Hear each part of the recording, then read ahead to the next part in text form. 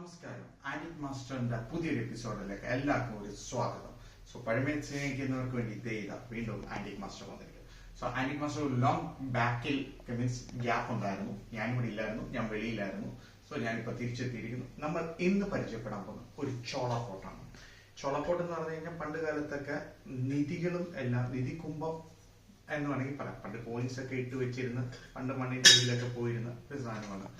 ഇത് ഒരു വലിയ സൈസാണ്. ഇത് എനിക്ക് വന്നിരിക്കുന്നത് ആന്റിക് സാം എന്നും പറഞ്ഞിട്ടുള്ള നാഗർകോവിലുള്ള ഒരു കളക്ടറിന്റെ കയ്യിൽ നിന്നാണ് വന്നിരിക്കുന്നത്. അത്യാവശ്യം നല്ല ക്വാളിറ്റി ഉണ്ട്, നല്ല ഇതാണ്, നല്ല ഒരു ബ്രാൻഡഡ് കണ്ടീഷനാണ്. ഗ്രേഡ് കുറവായിരിക്കും, കാര്യം എന്താ വെച്ചാൽ അത്രയും പഴക്കം വരാൻ ചാൻസ് കുറവാണ്. ഡാമേജസ് കുറച്ചൊക്കെ ഉണ്ട്, കാണുന്നുണ്ട്. അവിടെ ഇവിടെയായിട്ടൊക്കെ അതിന് പൊട്ടലും വീട്ടലും ഒക്കെ ഉണ്ട്. ഇതും നമ്മുടെ ആന്റിക് മാസ്റ്ററിലോട്ട് ആഡ് ഓൺ ചെയ്തേക്കുന്നു. കാരണം സ്റ്റുഡിയോയിലും ആന്റിക് സ്റ്റുഡിയോയിലും ഇത് ലോഡായിരിക്കുന്നു.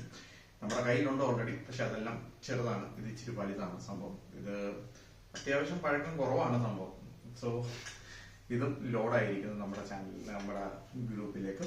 സോ പുതിയൊരു വിഷയമായി കണ്ടെത്തുന്ന നമ്മുടെ signing out Nijesh Chandra. Thank you.